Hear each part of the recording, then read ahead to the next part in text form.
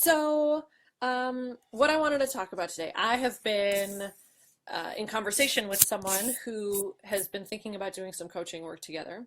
And this question came up during our conversation where she asked, will this work? What if nothing changes? And I've been thinking about that question because it's a powerful one, and I think it's one that can hold people back from really diving in and committing to something. If it's like, well, what if I do this? What if I invest this time and this money and this energy, and it doesn't work? So I kind of spent some time brainstorming on that question, and the first place I got to was that when we ask what if nothing changes, especially when it comes to how we think, right? Because how we think is the same as how we feel. Thinking is feeling, and feeling is thinking. They're two sides of the same coin. They go hand in hand. Feeling is thought, thought is feeling. It's like this cloud of stuff that gets all jumbled up. So when we say what if nothing changes, it implies that something needs to change. That's the first thing. It suggests that there's something that's broken and we're going to fix it. And what if we do all this work together and it's not fixed? And that's kind of the first big misunderstanding. I come from a place of believing that there is nothing to fix. You are not broken. There is nothing to fix, and you are not broken. And the reason that I know that is because if you look at kids and you think back to your own childhood and when you were little, right? Children and us, we were born with an innate capacity for creativity and resilience and authenticity and clarity and being able to kind of bounce back to this very neutral homeostasis. I've spoken about this in other videos, but that place of inner peace and inner quiet. When you look at a kid who is learning how to walk, there's no story there. There's no, oh, I'm never going to be able to walk. What if I can't ever walk? There's just this energy that comes through the child, and they just continue to take tiny little actions and steps until suddenly they're walking. They fall down a lot, they get up. There isn't this complicated chatter that's going on in their minds that's keeping them from making those changes. There's never this question of like, what if I never walk? They just do it. And that energy is there all the time. That spirit, that thing that you were born with hasn't gone anywhere. What happens is we get in the habit of believing all these stories we start to tell ourselves. As we get older, we start to hear messages from our parents, we start to hear messages from society, we start to listen to the chatter in our heads. Hi, Melissa. And hi, Karen, I see you popped on. And we get in the habit of believing the story. Okay, so it's almost like there's this beautiful painting, right? And we are born this beautiful painting. And over time, that painting gets painted over with a thick layer of black paint. And we have this innocent misunderstanding is we start to forget that there's a beautiful painting up there, and we start to live in the world like, well, no, it's the black paint is it. This is how things work. This is my story. This is who I am. This is how things work. And when we ask ourselves, well, what if nothing changes? It's kind of like it's buying into this belief that there's no painting underneath, but there is. And that the only thing that's ever in our way from accessing that stuff that we were born with is our thinking and buying into it, and this habit we have and this relationship we have to our thoughts.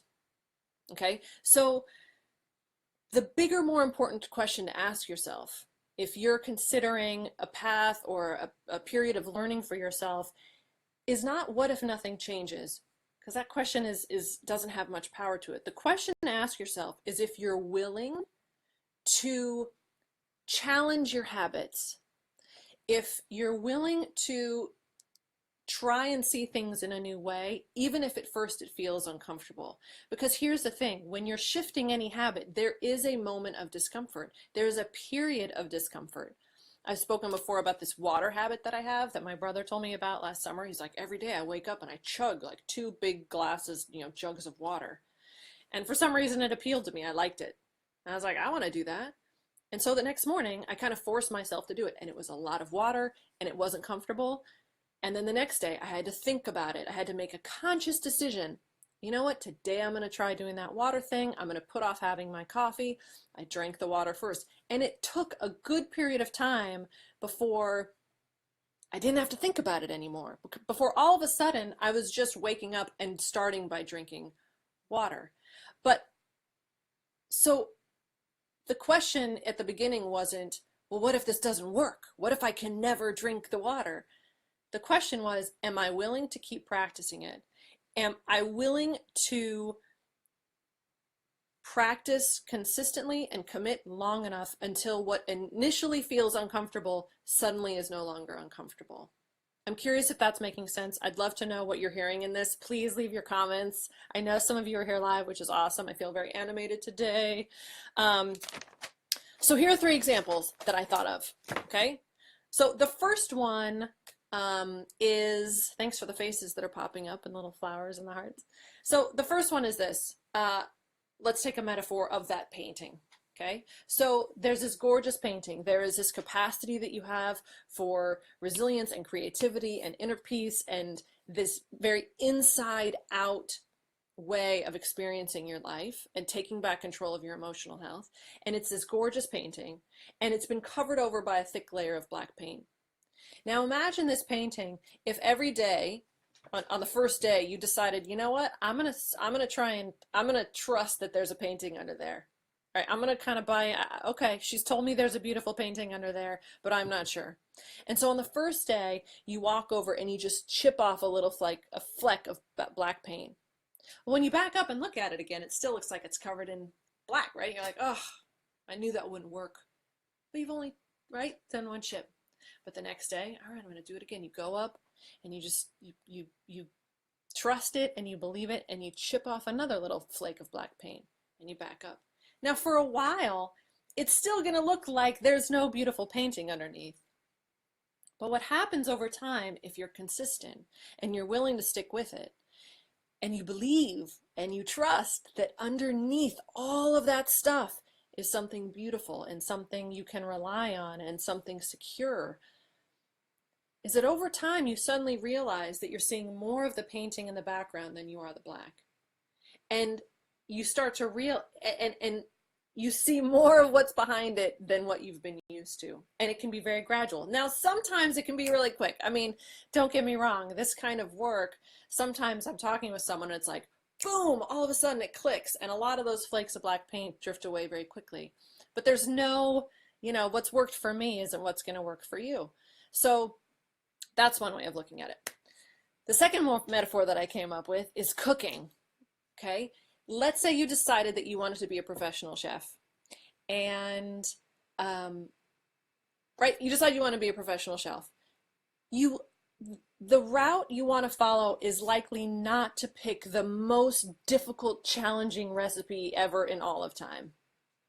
Because if you try and do that, there's a lot of resistance, there's a lot of fear there. What if it doesn't work out? There are a lot of skills you're not used to. And if you make that your first challenge, there's a higher likelihood of failure, which is fine, but we can interpret that as like, well, it's never going to work. I'm never going to be a chef. It's because we picked the most difficult thing to start with. So when you go to culinary school, I have to imagine, they start with the basics. Here's how you make a fine dice of onion. Here's how you chop a carrot. Here's how you saute a piece of fish in this saute pan. We start with the basics. And what happens is the more practice we're willing to put in, the more we're willing to start kind of simple and build into things, all of a sudden you can kind of look back and realize, wait a minute, you're able to create and to cook things without thinking about them. You're able to kind of look at food in your pantry and decide what it is you're going to make for dinner, even if you don't have a recipe in front of you. Because that skill and that practice becomes innate. It's no longer something you have to think about. It just starts to come more naturally. And That doesn't mean that there aren't difficult recipes that come up. That doesn't mean that there aren't situations in the kitchen where you're like, oh my gosh, and you think you've forgotten everything. That's normal. But it takes that willingness to start small and to practice and to stick with it until it becomes more of a natural thing. And so the final example, which brings it back into this thought work, please tell me what you're hearing, because again, as with all my videos, what you are hearing is a lot more, it's infinitely more important than anything that I'm saying. So please share your comments and questions below, just so I know that if anything's coming up for you. So finally, how this all relates back to changing our relationship to our thinking. I'm going to use I like to think of our emotional experience as being on a scale, right? There are those things in your life that you would consider probably the most painful, the most emotional.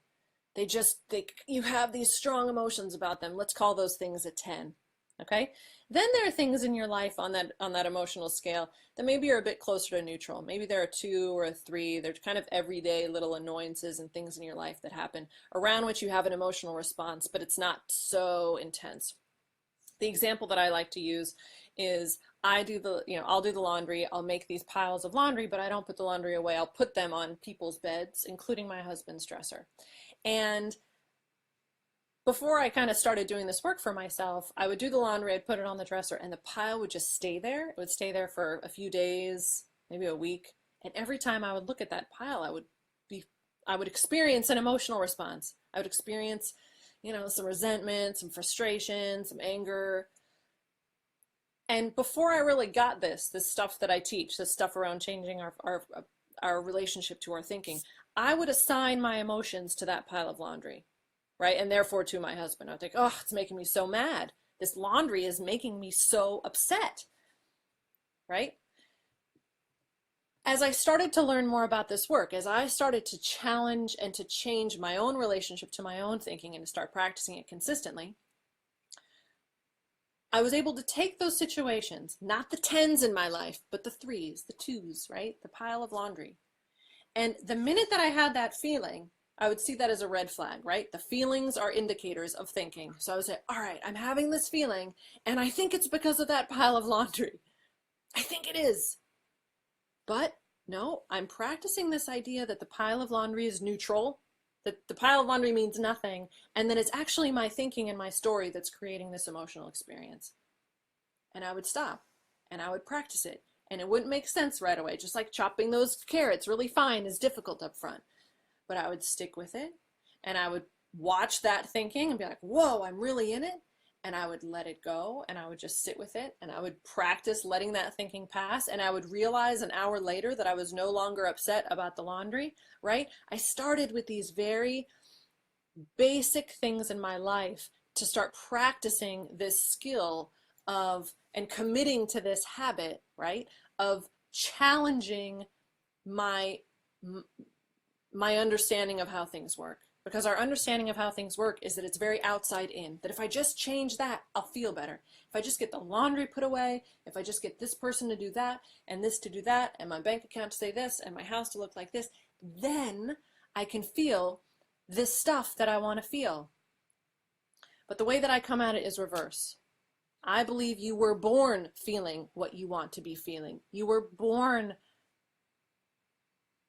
with access to all of that good stuff that you're looking for. And that the only thing that's ever getting in your way is the stories that flood in and that you stick with and that you hold on to. And that the practice is in noticing that, not trying to change it, just noticing it and watching it wash away. Or sticking with it long enough, or noticing when your thinking does change, because thought changes. Thought is constantly coming in and out, and you don't know what you're going to think next. So I know this has been kind of this comprehensive thing. I've been kind of going off the cuff, but I'm curious again if it felt like that was my response to this question of like, what if nothing changes? And that's not the question. Because 1, there's nothing to change. And 2, it's about asking yourself, are you willing to change? Are you willing to challenge old stories and to create, to kind of push through those moments of discomfort to start creating new habits, not by tackling the tens right away, but by slowly and consistently working on those moments in your life where you're having an emotional response. You think it's because that thing outside of you, but you start to practice ownership and witnessing yourself and being very curious and compassionate. So that's what I've got. Oh, no one's shared anything about what they're hearing, so I don't know what you're all thinking out there. But I would love to know if you want to share in the comments, even if you're not watching live. And yeah, I hope you've all had a wonderful morning and day so far.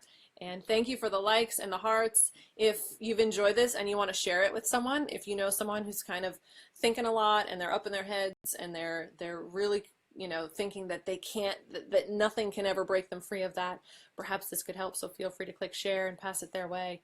And I appreciate you all being here.